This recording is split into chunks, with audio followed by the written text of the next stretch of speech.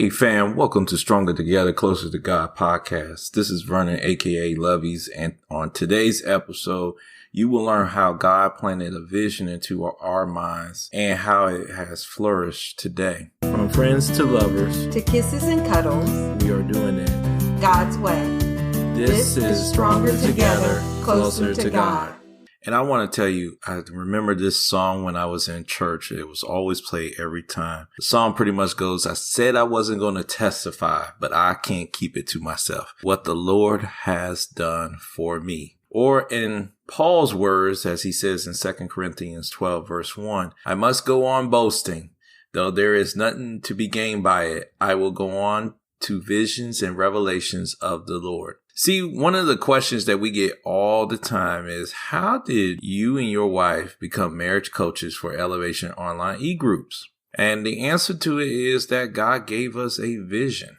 Well, what is a vision?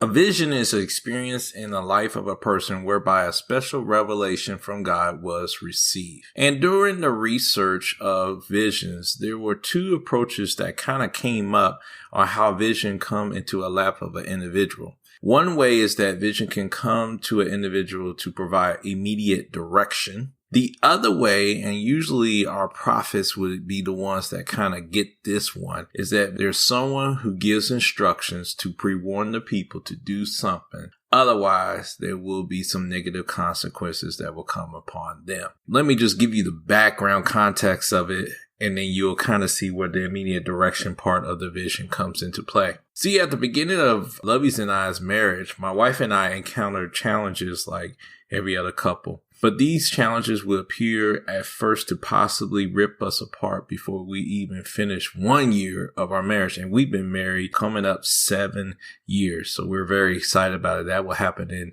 June of 2021. But see, during the course of our early parts of our marriage, my dad experienced some health challenges that will impact our lives forever. He will become totally blind. And during surgery, he will have a major stroke that will result of him to have 24-hour care. As newlywed couples, one of the responsibilities that we will both accept the calling of God to do is to take care of him. Then we will find in the midst of not even within the year that my wife's parent health challenges will be impacted as well. So we're now caregivers of 3 parents. Given our individual differences, because we are 2 individuals who come into this marriage not perfect, we had some issues and conflicts that happened. So instead of being a happy couple enjoying our honeymoon and the early years of marriages, we encountered roadblocks that would lead us into major conflict. So as my wife wanted me to go to counseling, God kept reminding me of what our premarital class leaders, Reverend Skip and Beverly from First Baptist Church of Glen Arden, taught us. And he said, when there is a conflict, one of you has to go to the Word of God. That is so critical. There are going to be major conflicts that comes up from time to time. And no matter how those conflicts come up, we have to remind ourselves that we need to go to the source to get the solution to the problem. And see, that was stated in 1 Corinthians 7, verse 28. It says, yet those who marry will have worldly troubles, and I will spare you of that. And so in the midst of when we would have major conflicts, instead of me being upset and frustrated and mad, I would pray. I would get into the Word of God. And I would start praying for the situation, praying for my wife, and asking God to give me guidance and direction how to be the best husband possible to support her. In the midst of this and everything, God would speak to me one day to listen to a Sunday service from Bishop T.D. Jakes from the Potter's House. And on this particular day, a young man by the name of Steve Furtick, yes, the pastor of Elevation Church, will be the guest speaker at the Potter's House. When he shared his message, something caught my attention with him. And I started researching, looking on Google, where is the church he's connected with, and found out about Elevation Church. And I started listening to his messages on Sunday. Then I started encouraging my wife, though hesitant because she's very comfortable to be in person at church at that time. But given that my dad was living with us and we were taking care of him and we couldn't find nurses or family members to come in and relieve us from taking care of my dad, we had to make a decision to just kind of hold off on that. So we would watch church online. But during Orange Revival event, my wife and I got to watch 10 days of impactful leaders come in and speak. And Pastor Stephen spoke, Pastor John Gray spoke, Joyce Meyer spoke there, Levi Lesko spoke. And after that event, we felt comfortable to know we need to join an e-group. God wanted us to be part of an e-group. That's how we will get the counseling speak option to us. And God spoke to us to join an e-group. But the vision I've received that I share with my wife is that he doesn't want us to just join an e-group. He wants us to start an e-group. See, God revealed to me in 2017 that your counseling session will happen as you witness to married couples. So we were familiar with small group connections because we met at a local church called the Soul Factory. And we would participate in what they call cell group meetings. So the men would meet with the men and the women would meet with the women to support each other on our Christ journey. So we accepted the call. We decided to become e-group leaders for our group, now named Fireproof. We only had one couple that was faithful and came every week. We thought, man, God, if you telling us to lead an e-group, this is not a good way of looking right now. But diligence and faith expanded us one day. And 1 year later, we expanded from one couple to 20 couples joining our group. Today, we average around 30 to 50 couples who meet with us on Sunday evenings, reflecting on the sermon discussion and doing book studies and just having a great time. And little did I know that God was watching us to see how we were being faithful in the vision he gave us.